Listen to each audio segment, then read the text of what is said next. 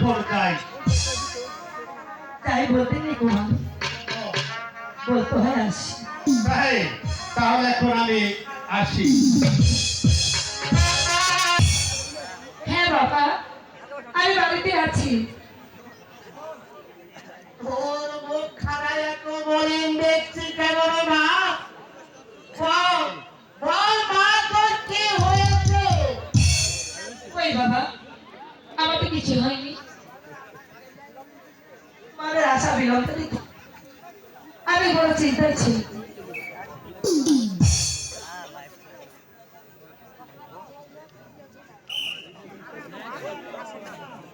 মেয়ের কাছে বাবার প্রশ্ন করা হচ্ছে।